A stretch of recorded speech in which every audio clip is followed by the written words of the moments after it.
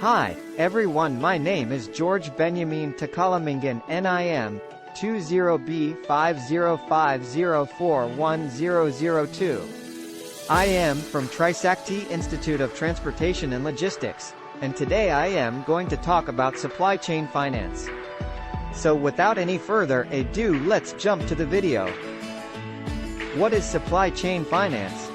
Supply chain finance, SCF, is a term that describes a set of technology-based solutions aimed at reducing financing costs and improving business efficiency for buyers and sellers involved in sales transactions. The SCF method works by automating transactions and tracking the invoice approval and billing process from start to finish. Under this paradigm, the buyer agrees to approve the supplier's invoice for financing from a bank or other external financial institution, often called a factor. Also, by optimizing working capital and providing short-term credit that provides liquidity for both parties, SCF offers clear benefits to all participants. Suppliers have quick access to outstanding funds, but buyers take longer to settle amounts. On both sides of the equation, parties can use their cash on other projects to keep their operations running smoothly. Now, there are three main aspects to this supply chain finance. First is financial supply chain management. This means planning, managing and controlling cash flow within your supply chain to ensure everything works efficient. Let's say you're a small business and you need to make sure you have enough money to pay suppliers on time to avoid delays in delivery materials required for the product. The second dimension is the financial supply chain itself. It means a network of organizations and banks that work together to coordinate the flow of money and finance transactions.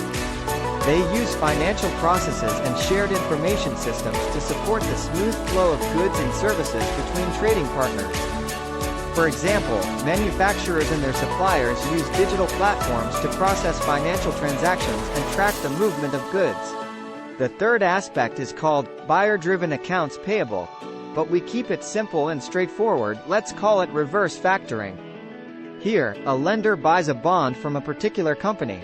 Buyers with a good reputation and transparent credit history. Lenders assess the credit risk of these buyers, usually incorporated companies, and offer loans based on their creditworthiness. For example, a large retailer may offer financing options to trusted suppliers so that they can access funds quickly and manage cash flow effectively. How supply chain finance works. Supply chain finance works best when the buyer has a better credit rating than the seller, and can consequently source capital from a bank or other financial provider at a lower cost. This advantage lets buyers negotiate better terms from the seller, such as extended payment schedules. Meanwhile, the seller can unload its products more quickly, to receive immediate payment from the intermediary financing body. Supply chain finance, often referred to as supplier finance, or reverse factoring, encourages collaboration between buyers and sellers. This philosophically counters the competitive dynamic that typically arises between these two parties. After all, under traditional circumstances, buyers attempt to delay payment, while sellers look to be paid as soon as possible. Introduction of supply chain finance. Implementing supply chain finance may seem complicated, but it can bring great benefits if done correctly. 1. Select the appropriate provider. Start by choosing the right supply chain finance provider. Start by choosing the right supply chain finance provider that suit your business needs.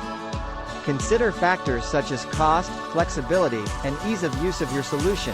Example: small e-commerce company wants to improve cash flow through implementation supply chain finance.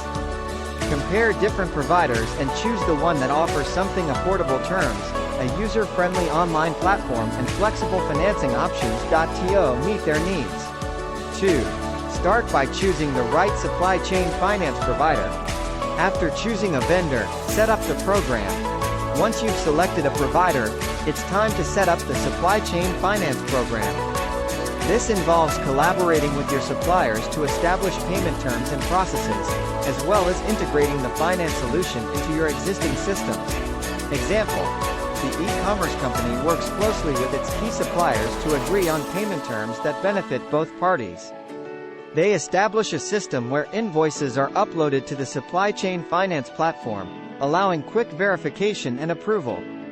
The finance solution is seamlessly integrated into the company's accounting software, making it easy to track and manage transactions. 3. Monitor and evaluate.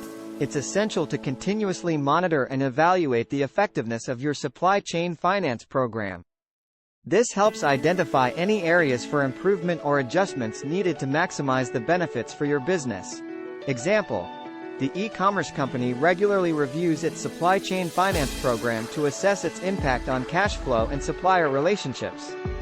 They analyze data provided by the finance provider, track payment cycles, and gather feedback from suppliers.